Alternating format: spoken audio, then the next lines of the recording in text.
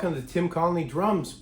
Well, today, Sunday, I'm in between students. I have a little bit of a break, so I thought I would get on here and just shoot a quick video and tell you guys a very unique and kind of funny story that basically only happened to me once in my entire career.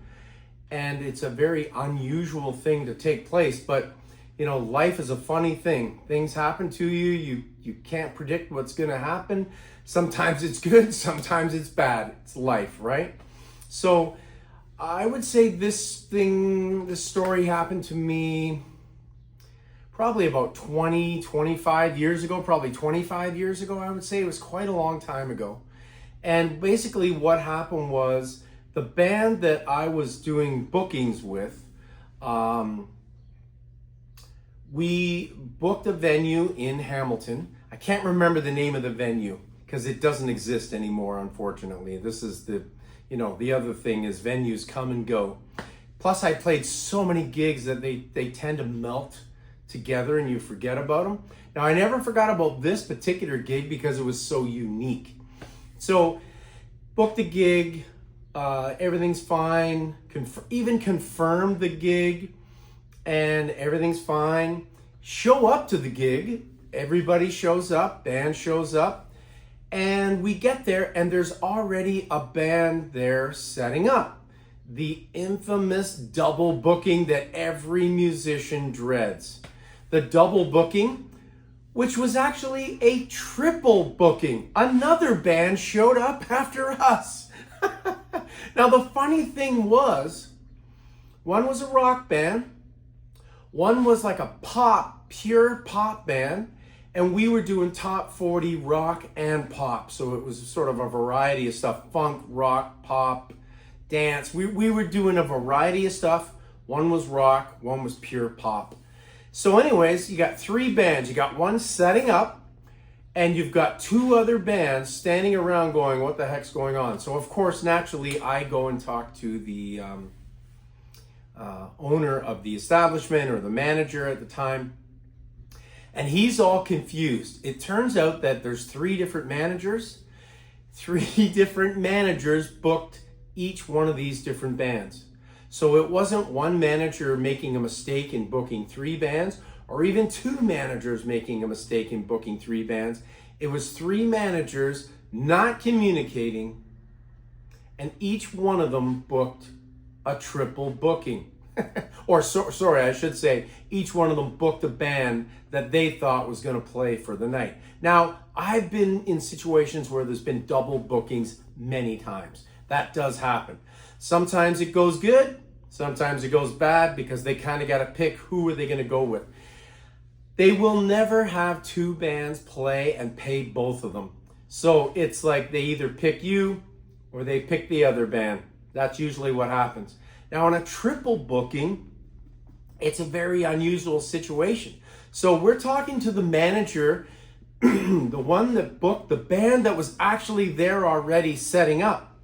And he's arguing with me and the guy in the third band, saying, I never booked either one of you guys. What are you doing here? I then show them the email that I received and told them that here's the confirmation right here. Here's all the information. He then sees it's from one of the other managers. The pop band guy, I can't remember his name because I only met him the one time. He then shows his email with the exact same setup in terms of the wording of the confirmation and everything, but again, the third manager. So he's like, oh no, he finally realizes that each one of them booked a band for this night and they're not communicating with each other. Now, the other weird thing that usually happens when you book a band is you do a little bit of promotion. You advertise a little bit, hey, come to our establishment Friday night, such and such a band is playing. Or they'll put up a list of all the entertainment, this Saturday, this Friday, next Friday, there's a list of entertainment. Well, these guys, for whatever reason, did zero promotion, which is dumb and it hurts the bands because, you want to get people come out, and people will sometimes come out to see specific bands. They have, you do build a fan base in your local area. Anyways, it turns out that because he booked the band that's on stage setting up, plus they were there first, which is ridiculous, but they were there first, he decides to go with them. Okay, so here I am, kind of like, I know the guys in my band are gonna have a little bit of a hissy fit, and they're gonna be upset about the situation. Some of them drove from pretty far away, Toronto, and the greater Toronto area and whatnot to get to Hamilton for the gig. I live in Hamilton, so it wasn't as bad for me, but of course you're losing out on the money and there's all these different elements. So anyways, I try to talk the guy into letting us perform. And then I say, well, can you give us half the money? No money. So it kind of got a little bit ugly. I was standing up for the band and I was just saying, look, it's your fault. We're here. We're ready to perform. If an electrician showed up at your house and he was hired and he was ready to do a job, he would get paid. That was my argument. I always use that argument because it's true. You have electricians, you got plumbers. If they get hired for a job and then they show up at the job and something's changed, they're still getting paid. There's no doubt about it. Why is it any different for musicians? It's total bullshit when they say, well, yeah, we made a mistake. He admits that they made a mistake, but just says, well, we'll book you guys another time. Ridiculous. Anyways, I go back to the guys in my band and I have to tell them, triple booking situation. I tried. Cannot get the manager to pay us any money. He's not offering us any free food, nothing. I mean, I was throwing everything on the table, trying to get something out of this night. And he basically just said, I will book you again and I will talk to the other two managers. Whatever. Who cares? I don't care about that. That doesn't do anything for me at the time. Anyways, the pop band, the third band, they were very upset and they were whining and complaining and bitching. And I'm not putting them down for that. But it got a little bit heated. And anyways, they ended up getting asked to leave. And I'm thinking, oh, shoot, they may have. And then this is another stupid thing in the industry. They are legitimately upset, legitimately have an argument, etc., etc., etc. Same argument as us. Some of the guys in that band came from a distance.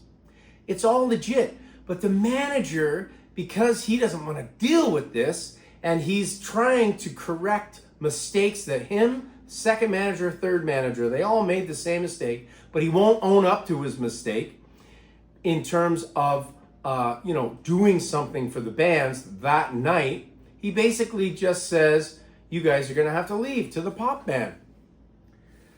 So they begrudgingly take their gear and they leave. And I can remember the guy calling the agent, because I guess he did this booking through an agent. I did direct booking.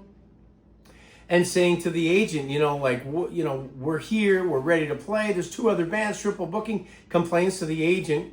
And of course the agent just says, well,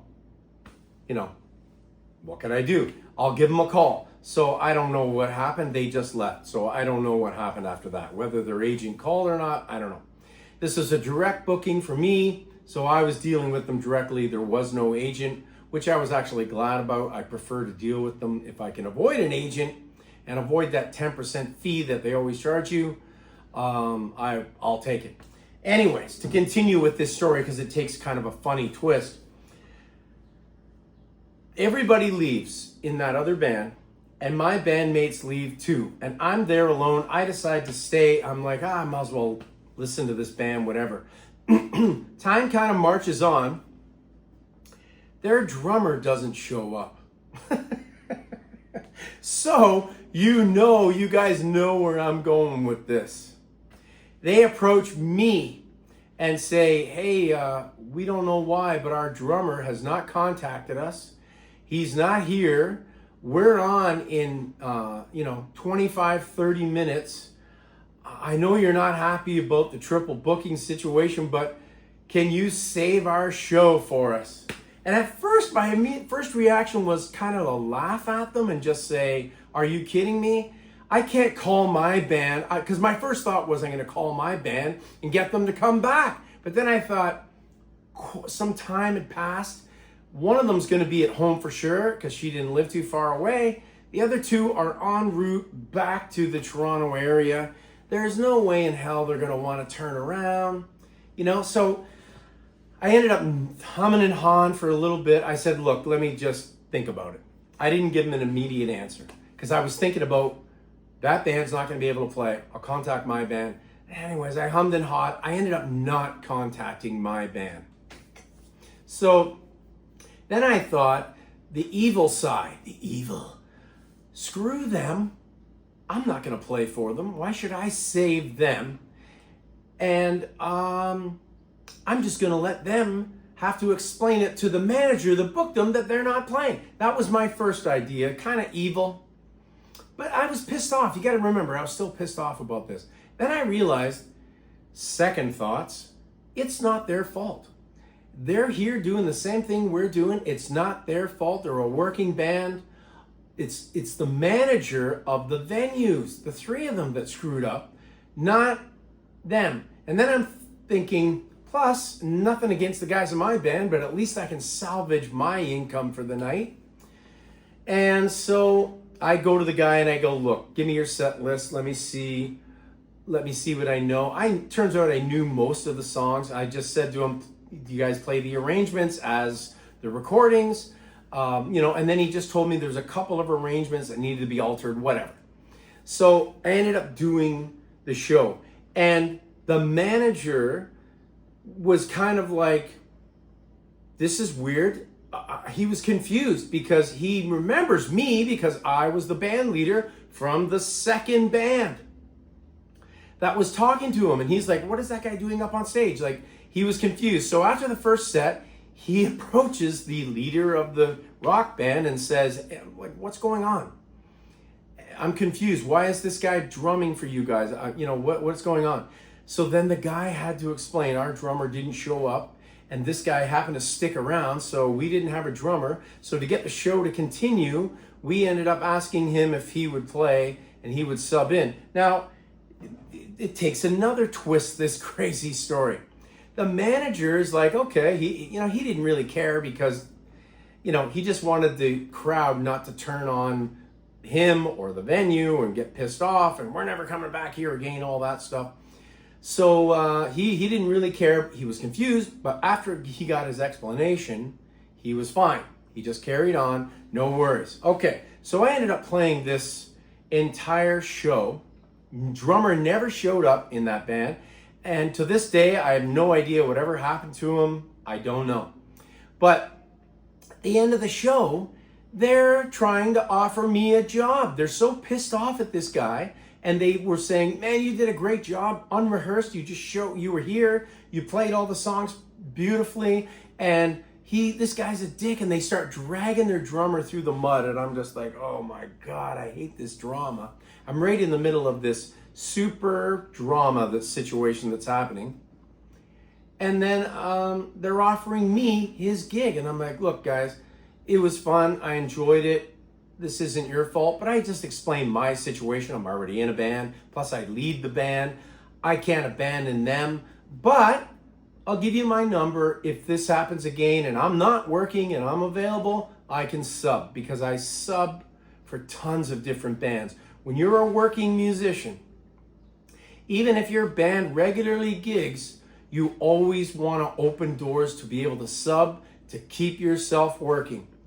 At one point, I was working 5 nights a week in the GTA, the Greater Toronto Area. If my band wasn't working, I was available and I would advertise that I was available to sub. Plus, I would tell my agent, if you get any calls, they need a sub, I'm available on these nights. And I would give my agent a schedule because I would try to be booked in advance with my regular band. And then I would sub. Now, there was a time also where I was running 2 bands. I was running 2 bands that I was in charge of, but I was still subbing out on top of those 2 bands whenever I could. And obviously, the 2 bands were the priority. And when I was just a single band, it was the priority, and I would never cut out on my band, even if I was offered a better gig. You got to have some scruples, people. If you run the band and you do all the bookings and you organize everything, and then you also sub in other bands, and you get a call, yeah, this gig, I got a wedding gig and it pays $300. Ooh. And you're doing a gig that only pays $150. Should you take the $300 gig? The answer for me is no, because I already run this band. I can't disappoint my bandmates that I'm close to, and I never ever did that. I never once cheated any of the bands that I was in, that I ran, that I was involved with to do a sub gig. I think that's kind of crappy. So moving forward, I ended up subbing in this rock band on several occasions. Now, it turns out that I found out later on that they did fire this guy, but they never gave me a reason why he didn't show up for that gig, or why he didn't contact them and tell them or whatever. They never gave me that information, but they did tell me that they fired him, and they asked me to sub in while they found somebody else. They ended up finding somebody else, and I continued to still sub in once in a while for that particular band. But you know what? Turns out they were decent guys. They just got into a bad situation just like me and just like that pop band. The pop band, I have no idea whatever happened to them. But the rock band, like I said, I subbed in for them on a number of occasions. And they were decent guys, and I ended up having fun, and I always made a few bucks. And hey, what the heck? Sometimes you can take a bad situation and turn it into a good situation. Now, did I tell my bandmates about this? Yes, I did. I told them, and they laughed. They weren't mad at me that, why didn't you call us and we would have come back. They were actually like, yeah, we wouldn't have come back. They actually said, because I told them I hummed and hawed, I thought about calling you guys. Now, the singer said that she would come back because she was local, so she didn't mind. But the other two, Toronto, they weren't coming back. So it turned out that they weren't angry at me. I confessed my sins and ended up doing that gig for them. And it all ended up to be fine. And in the end, everything worked out. So like I said before, sometimes bad things can happen to you in a band situation, but it can turn out to be a good thing in the end. So anyways, guys, that's my story for today. I hope you enjoyed it. Triple bookings, unheard of, but it's only happened once. All right, I want to thank my new subscribers. I've recently had a few new subscribers, and I'm heading upwards. I want to get to 10,000 subscribers. That is my targeted goal. I got a long way to go. I think I'm at 8,022 or 8,023, something like that. I got a long way to go, but 10,000 is my target. So thanks very much for watching, guys. And as always, keep drumming. See ya.